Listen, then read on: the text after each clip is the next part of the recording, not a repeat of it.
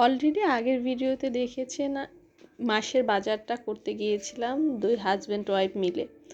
তো কি কি কিনেছি না কিনেছি সেটা তো অবশ্যই আপনাদের শেয়ার করতে হবে।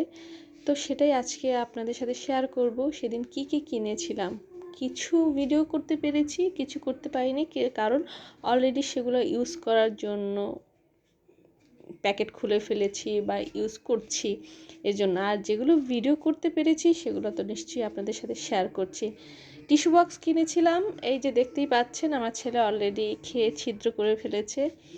তারপরে এই যে এই ব্রাশটা, সিলিকনের ব্রাশ, টুথব্রাশটা বাচ্চার জন্য কিনেছিলাম। মিক্সড ডাল কিনেছি, চানাচুর কিনেছি, তারপরে কিনেছি কাবাবের মশলা রাঁধুনির।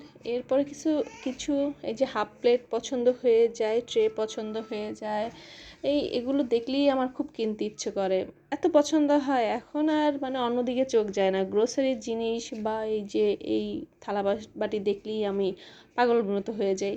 তারপর কিনেছিলাম লবণ, ডাল, অ্যাজ ইউজুয়াল যেগুলো প্রতি মাসে রোজ লাগে সেটা। এই যে সাবানের এটা দেখাচ্ছিলাম যে সাবান ছিদ্র করে ফেলেছে আমার ছেলে দাঁত দিয়ে।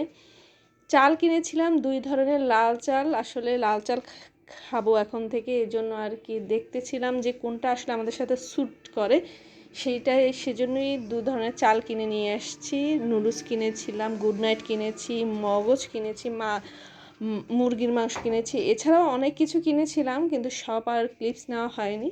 তো এটাই আর কি আজকের মতো এই ব্লগ ছিল। ধন্যবাদ সবাইকে, দোয়া করবেন আমার পরিবারের জন্য, আমার জন্য। আসসালামু আলাইকুম।